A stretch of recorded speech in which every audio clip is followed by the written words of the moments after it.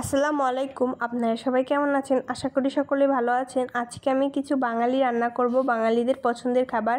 এখানে আমি প্রথমেই করে নেব মাছ ভাজি। তাই এখান থেকে কিছু বড় বড় কই মাছ ভালো করে মেখে মশলার সাথে তেলের মধ্যে ভালো করে ভেজে নিয়েছি।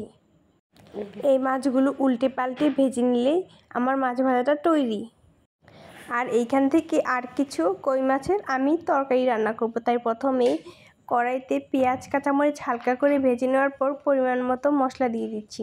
এখানে দিয়ে দিচ্ছি হলুদের গুঁড়া, মরিচের গুঁড়া, সজের গুঁড়া, সাথে আদা রসুন পেঁয়াজ বাটা, সাথে স্বাদ মতো লবণ। এগুলো দিয়ে মশলাটাকে ভালো করে কষিয়ে নেব, সাথে অল্প পরিমাণে পানি। এরপর এখানে আমি দিয়ে দিচ্ছি মাছগুলো দিয়ে হালকা কষানোর পর উঠিয়ে রাখছি।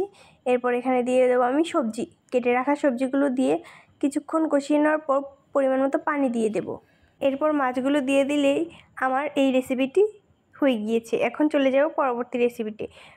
কড়াইতে পরিমাণ মতো পেঁয়াজ কাঁচামরিচ দিয়ে ভেজে নেওয়ার পর দিয়ে দিচ্ছি সকল গুঁড়া মশলা, হলুদের গুঁড়া, মরিচের গুঁড়া, সজের গুঁড়া এবং স্বাদ মতো লবণ।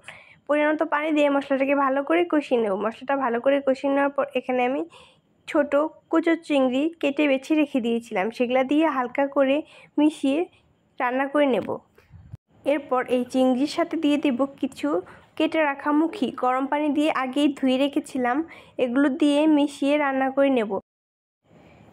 এই যে দেখতে পাচ্ছেন আমার রান্নাটা কিন্তু প্রায় হয়ে এসেছে আর তৈরিও। তো এখন আমি চলে যাব আরেকটি রেসিপিতে।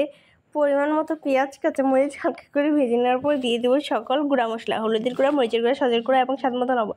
এগুলো দিয়ে পানি দিয়ে মশলাটাকে ভালো করে কষিয়ে নেব। এরপর দিয়ে দেবো এখানে আমি মাছ। এটা বলেন তো কী মাছ? আমাদের এদিকে এটাকে কিন্তু ছাটকা। তো এই মাছে যতই কাটা হোক না, কিন্তু খেতে কিন্তু খুবই মজা লাগে এবং ইলিশ মাছের একটা সেন্ট থাকে। সবশেষে আমি খালের কিছু দেশি পুঁটি ভাজি করে নেব, একদম মুচমুচে করে। এই যে দেখতে পাচ্ছেন ভাজি করে নিয়েছি। সব কিছু তো প্রায় রান্না করা শেষ, দেখতেই পাচ্ছেন। এই যে আমার পছন্দের কিছু খাবার।